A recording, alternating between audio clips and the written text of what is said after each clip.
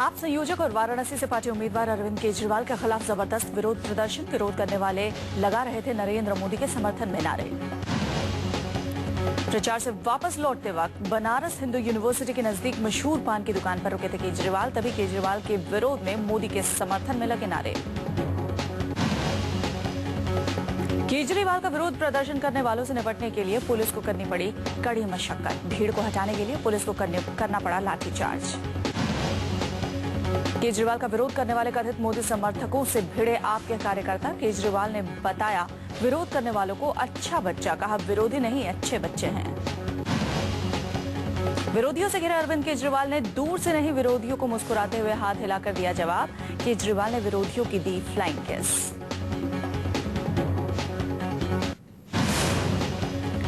काशी के कुरुक्षेत्र में मोदी को चुनौती देने उतरे कांग्रेस उम्मीदवार अजय राय। कांग्रेस प्रत्याशी ने वाराणसी से नामांकन किया दाखिल। नामांकन करने से पहले अजय राय ने काल भैरव की पूजा की। बोले काशी में नरेंद्र मोदी की नहीं बल्कि जनता की लहर है। नामांकन के बाद अजय राय ने ठोकी ताल, कहा वाराणसी में न मोदी और न ही केजरीवाल की चलेगी। वाराणसी सीट से अजय राय के खिलाफ मोदी और केजरीवाल हैं चुनावी मैदान में। 22 अप्रैल को मोदी कर सकते हैं नामांकन। यूपी के सीएम अखिलेश यादव ने गुजरात मॉडल पर बोला हमला, कहा गुजरात का कोई मॉडल नहीं है।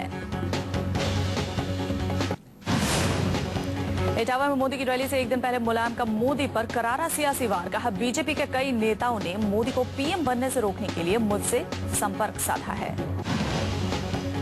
इटावा में रैली के दौरान मुलायम ने जनता के बीच किया दावा, कहा नरेंद्र मोदी कभी नहीं बन सकेंगे पीएम क्योंकि बीजेपी के कई वरिष्ठ नेता मोदी के पक्ष में नहीं।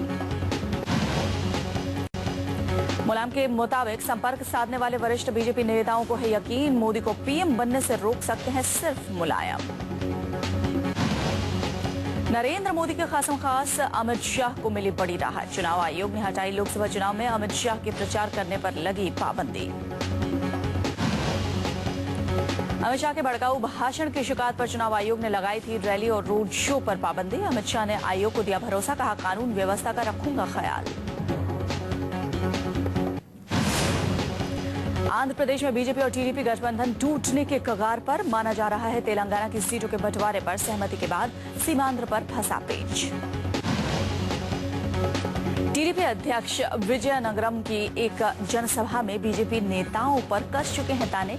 सभा में कहा मोदी को पीएम बनाने के लिए किया गठबंधन, आज बीजेपी नेताओं की वजह से ही खतरे में पड़ा। 5वें चरण की वोटिंग के बाद एक बार फिर मैदान में मोदी। आज बीजेपी के पीएम कैंडिडेट दो राज्यों में करेंगे चुनावी रैलियों को संबोधित।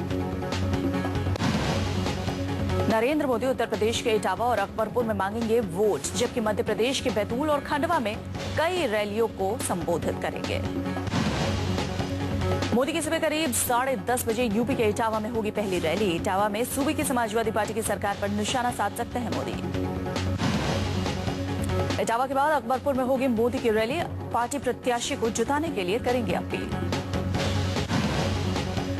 यूपी के बाद मध्य प्रदेश में भी रैली को संबोधित करेंगे नरेंद्र मोदी। सूबे की सरकार की उपलब्धियों को बताकर मांगेंगे वोट।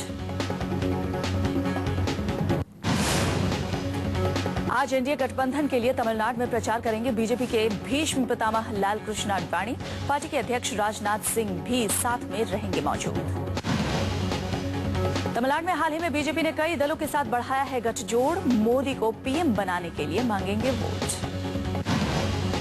कांग्रेस अध्यक्ष सोनिया गांधी आज करेंगे मध्य प्रदेश में चुनावी रैलियों को संबोधित। मध्य प्रदेश के नीमच में होगी कांग्रेस अध्यक्ष की रैली। कांग्रेस अध्यक्ष सोनिया गांधी पार्टी उम्मीदवार को जिताने के लिए करेंगी अपील। सूबे की सरकार समेत विपक्ष पर साध सकते हैं निशाना। आज ही मध्य प्रदेश में नरेंद्र मोदी की भी होगी रैली। दोनों ही दिग्गज नेता एक दूसरे पर चला सकते हैं सियासी के जुबानी तीखे बाण। कन्नौज में बीजेपी नेता कल्याण सिंह यूपी सरकार पर हमला बोलते हुए कह रहे थे मोदी पीएम बने तो एसपी की सरकार 3 महीने में गिर जाएगी।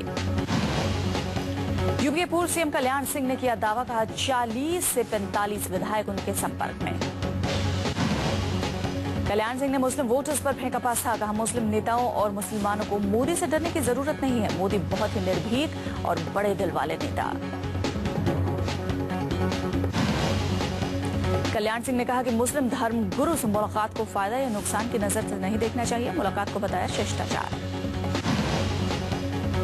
कल्याण सिंह ने एसपी नेता आजम खां पर समाज में जहर और सांप्रदायिकता फैलाने का लगाया आरोप। कहा आजम खां पर सख्त से सख्त कार्रवाई करनी चाहिए। नॉर्थ वेस्ट दिल्ली से आपकी प्रत्याशी राखी बिरलान के खिलाफ एफआईआर हुआ दर्ज। चुनाव के दौरान नियम तोड़ने का आरोप। राखी बिरलान पर 10 अप्रैल को चुनाव के दौरान अपने लोकसभा क्षेत्र में पार्टी की टोपी पहनकर पोलिंग बूथ के पास पहुंचने का आरोप। मंगोलपुरी पुलिस स्टेशन में दर्ज की गई शिकायत। कांग्रेस प्रवक्ता अभिषेक मनु सिंघवी ने तानाशाह से की मोदी की तुलना। कहा नरेंद्र मोदी ईदी अमीन, हिटलर, मुसोलिनी और जिया उल हक के समान। कांग्रेस प्रवक्ता अभिषेक मनु सिंघवी ने मोदी पर तीखा हमला किया। कहा तानाशाह को लोग ही करते हैं निर्वाचित, लेकिन उनके चुनाव का ये मतलब नहीं कि उन्हें जनसंहार और मानवाधिकार उल्लंघन के आरोपों से मिली छूट। पंजाब के गुरदासपुर में पति के लिए वोट मांगने पहुंचे विनोद खन्ना की पत्नी, लेकिन नहीं रहा पार्टी का नाम याद। बीजेपी की जगह कांग्रेस का बनाया उम्मीदवार, बाद में अपनी गलती में किया सुधार।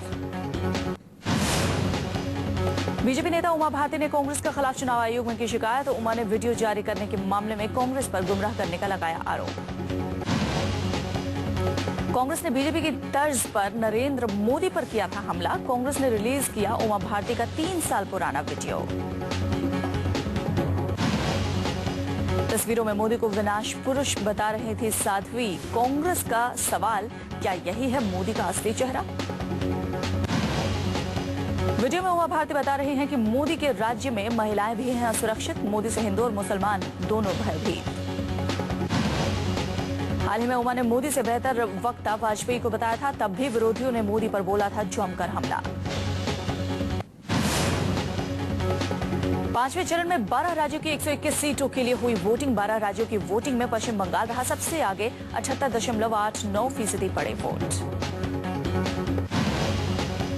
लोकसभा चुनाव के 5वें चरण में जमकर पड़े वोट।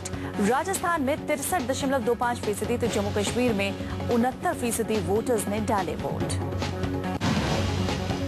121 सीटों के लिए हुई वोटिंग में यूपी फर्स्ट क्लास से हुआ पास। 5वें चरण में यूपी में 62.52% वोट। साल 2009 में 55% पड़े थे वोट। 12 राज्यों में हुए मतदान में मणिपुर और छत्तीसगढ़ में हुई बम्पर वोटिंग। मणिपुर में 74% और छत्तीसगढ़ में 63.44% वोटिंग। लोकसभा चुनाव के 5वें चरण में बिहार, महाराष्ट्र और मध्य प्रदेश में 60% से कम वोटिंग। बिहार में 56%, महाराष्ट्र में 54.67% और एमपी में 54.41% वोटिंग। पीलीभीत के आप उम्मीदवार राजीव अग्रवाल पहुंचे हिरासत में, बाद में पुलिस ने छोड़ा। मतदान केंद्र पर मोबाइल ले जाने पर पुलिस के साथ हुई थी नोकझोंक। बिहार के मोकामा से जेडीयू विधायक अनंत सिंह भी हिरासत में। एलजेपी बाहुबली सूरजभान सिंह को पुलिस ने किया नजरबंद। एमपी के मुरैना में 3 बड़ी पार्टियों के उम्मीदवार नजरबंद। कांग्रेस, बीजेपी और बीएसपी कैंडिडेट को पुलिस ने थाने में बिठाया। वोटिंग में बाधा डालने का आरोप। मुरैना सीट से 3 उम्मीदवारों में से बीजेपी के अनूप मिश्रा, कांग्रेस के गोविंद सिंह और बीएसपी के वृंदावन सिंह को पुलिस ने कंट्रोल रूम में रोके रखा। तीनों प्रत्याशियों को शाम 5 बजे तक पुलिस कंट्रोल रूम में रखा गया। कानून व्यवस्था बनाए रखने के लिए तीनों को किया गया नजरबंद। छपरा के भगवान बाजार थाने में सांसद प्रभुनाथ सिंह के खिलाफ मामला दर्ज। प्रभुनाथ सिंह पर भड़काऊ भाषण देने का आरोप। पाटलिपुत्र से आरजेडी प्रत्याशी मीसा भारती के खिलाफ शिकायत। मीसा और उनके समर्थकों पर ईवीएम मशीन तोड़ने का लगा आरोप। मीसा भारती के खिलाफ पटना बिहटा थाने में एफआईआर हुई दर्ज। मीसा और उनके 20 समर्थकों ने चुनाव में बाधा पहुंचाने की कोशिश की। आरजेडी अध्यक्ष लालू प्रसाद यादव की बेटी मीसा भारती पाटलिपुत्र संसदीय क्षेत्र में आरजेडी उम्मीदवार है। बीजेपी उम्मीदवार रामकृपाल यादव से है मुकाबला। मुंबई से बीएसपी के टिकट पर चुनाव लड़ रहे मराठी फिल्म निर्देशक मचिंद्र चाटे का दावा, मेधा पाटकर और संजय दीना पाटिल की होगी जमानत जब्त। नौसेना के 22वें नेवी चीफ बने रॉबिन के धोवन। डीके जोशी के इस्तीफे के 2 महीने बाद धोवन ने संभाला कार्यभार। नए नेवी चीफ एडमिरल रॉबिन के धोवन का गार्ड ऑफ ऑनर। जोशी के इस्तीफे के बाद धोवन को बनाया गया था कार्यकारी नौसेना प्रमुख। नौसेना प्रमुख के पद पर एडमिरल धोवन का कार्यकाल 25 माह का होगा और वो मई 2016 में रिटायर होंगे। Western naval commander Shekhar Sinha Dhowan से हैं सीनियर, फिर भी शेखर सिन्हा नेवी चीफ के पद से दौर से बाहर चल रहे थे। शेखर अदालत का दरवाजा खटखटा सकते हैं। पिछले 10 माह में नौसेना में 14 हादसे वाइस एडमिरल सिन्हा के कमान में हुए थे, जिनमें 2 बड़े पनडुब्बी हादसे भी हुए। बीसीसीआई में बगावत के सुर, श्रीनिवासन पर आपात बैठक बुलाने की मांग। स्पॉट फिक्सिंग को लेकर राजस्थान क्रिकेट संघ समेत 6 मान्य इकाइयों ने बीसीसीआई कार्य समिति की आपात बैठक बुलाने की मांग की।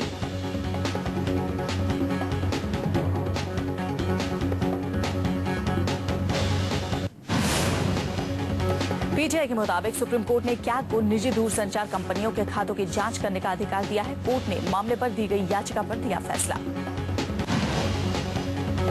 गूगल सर्च इंजन का पहली तिमाही में मुनाफा 32% बढ़ा। कंपनी का मुनाफा $3.45 अरब पर पहुंचा। भारतीय एयरटेल ने अपने प्रीपेड ग्राहकों के लिए पेश किया अनलिमिटेड कॉलिंग पैक। ₹7 के नए कॉलिंग पैक से होगी फ्री में बातें। एयरटेल ने अनलिमिटेड कॉलिंग के साथ ही रात 12 बजे से सुबह 6 बजे तक के लिए फेसबुक एक्सेस भी फ्री किया है। स्पाइस जेट ने चुनिंदा शहरों के लिए सस्ती उड़ान का ऑफर दिया है। 10 जून से 10 अगस्त के बीच यात्रा करने वालों को सस्ते में मिलेगी बुकिंग।